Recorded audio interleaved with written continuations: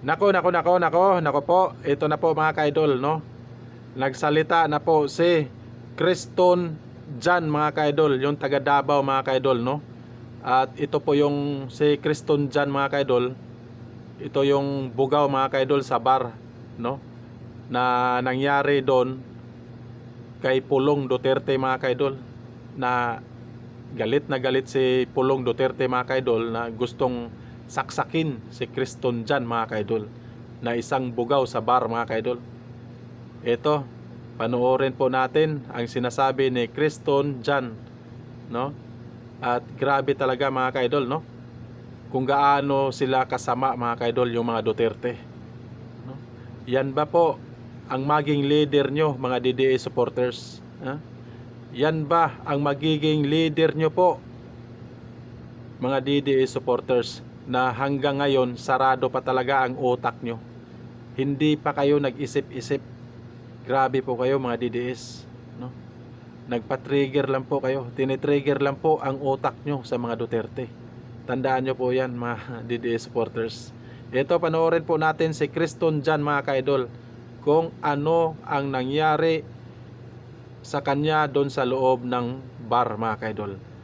At nandun po si Pulong Duterte, galit na galit at gustong saksakin si Criston Jan mga ka-idol. Ito po, panoorin po natin mga ka-idol.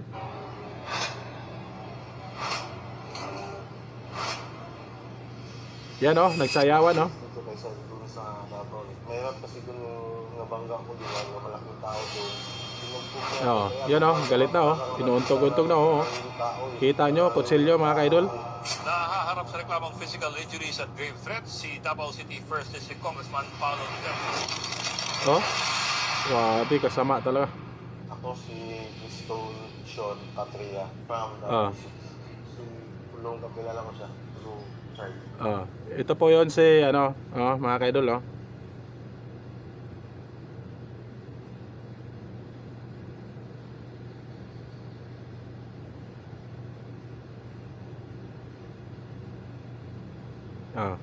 Threats si Davao City First District Congressman Paolo Duterte. Oh, grabe si Paulo Duterte mga ka-idol. Yan po si Criston Jan. Si Pulong, kakilala ko siya. So, Charlie. Close talaga sila eh. Then every time na mag-invite si Charlie, yun, sinasabi niya doon palagi na bilisan mo kasi pupunta si boss. 8 p.m. to 8 p.m. to 1 a.m. Then umalis siya kasi sinundo niya yung anak niya. Kaya umalis kami sa bahay ni Charlie, lumipat kami ng bar. Yung babae, yung isa, 1K lang yung binigay niya. Then nag-react yung babae, dapat 1K lang. Kasi nairita si Oy, tinawag niya. wait lang, no? No. May binigay po sila sa babae mga ka-idol, pero 1K lang po mga ka-idol.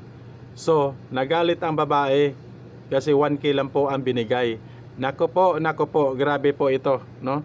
Lumabas siya ng isang patalim din. Oh. Sinabihan niya yung bodyguard niya na isa sa baba na lock mo yung door kasi lalabas daw ako. Anong saksak niya, parang 4 to 5 times ginawa. Ay, marami pala mga ka-idol. Na ganun, ulit. Marami pala. Wala. Hopeless na talaga that time. Kaya kahit anong niya, pinasalo ko na lang. Sabi niya, i-off na yung CCTV. Yun na. Uy, teka lang mga ka-idol, no? No? Pinapa-off niya mga ka-idol, no? Pinapa-off po niya ang CCTV mga ka-idol. Sabi ni Pulong Duterte mga ka-idol, grabe to, no? Pinapa-off niya yung CCTV.